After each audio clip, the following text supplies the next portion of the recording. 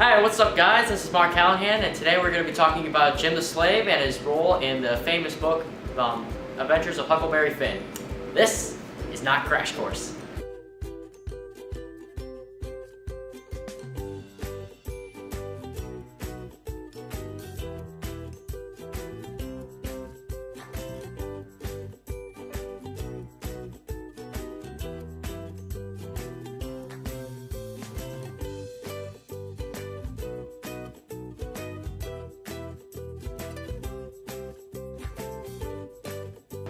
The purpose of Jim's role inside the Adventures of Huckleberry Finn has been debated by some critics. Some argue that it wouldn't have made a difference if he were a slave or if he were white at all. But in actuality, his role is very crucial to the story and its development. Mark Twain's purpose in adding Jim to the story of Adventures of Huckleberry Finn was to prove a lighthearted and sort of compassionate type of friendship deal going on there. Others say that it was also for a type of conventional wisdom, to go deeper, to prove that wisdom could come from anywhere regardless of age or skin color. Now, to provide a full detail into this type of character analysis, we would need more people to go onto the scene. To talk more about this, we'll send this over to our first character analyst, Clarence. Hi Mark, I'm so excited to talk about this. You see, Jim is one of the most complex characters in the Tales of Huckleberry Finn, and he handles the situations really well, and he's kind to just about everybody. It makes things really interesting, when you consider Huckleberry Finn and all those other people. He's so kind to them, even though they treat him so badly because he's a slave. I really admire the loyalty and the strength that he shows, especially when you had to go through Tom's escape plan. I mean, he made things so complicated for him, but he kept himself cool, he kept himself collected, and he made sure he showed his obedience throughout the entire thing. Without him, most people have suggested that Huck Finn wouldn't have survived for very long. A lot of analysts have decided that Huck probably would have either died, been kidnapped, or he probably would have been found early. Now, with all that information, we go to our first researcher, Toby, who's going to discuss the position Jim holds in Tales of Huckleberry Finn. Thank you, Clarence. Now, I'd like to talk about how Jim fits inside the hero's journey and his intelligence. Now, you see, the thing is with every hero's journey is that there's always some type of wise being or mentor, and in this case, that's what Jim's supposed to be. Except this fits in a unique case. Now, the reason why that is the case is because most mentors are very, very wise and much more educated than someone like Jim is. However, in this case, Jim is a bit younger, and he doesn't have a formal education, and on top of that, he doesn't show any type of authority over the main character.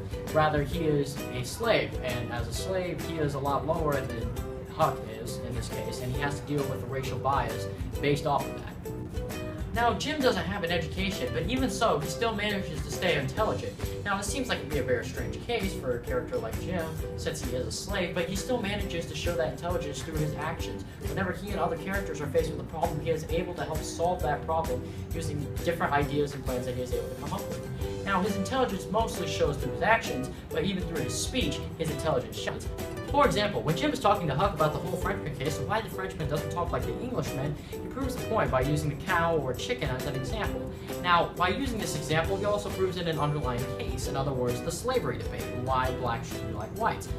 So by using the Frenchman example, he claims that the cow is not like the man, that the chicken is not like the man, therefore they don't talk like us. But he proves the point by saying that the Frenchman is a man, so he should be able to talk just like a man would, or in his case, an Englishman.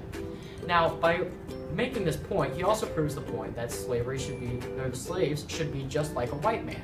In other words, that just like how the Frenchman should be able to talk like a human, the slave should be able to be just like a human as well. Now, for this next topic, I'm going to throw it over to our researcher, Clayton, who's going to talk to us about how derogatory slave terms are used in the book.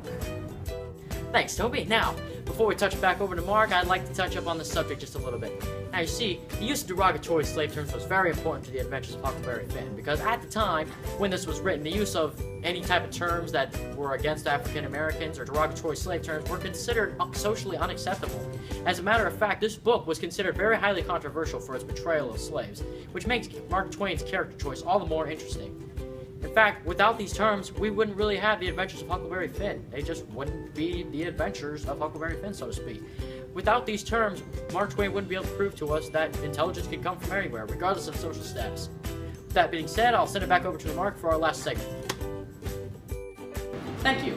To end the show, we like to talk about Jim's interpretations of his dreams. Now, that type of culture and tradition of interpretation of dreams was very common amongst the slaves in that time period.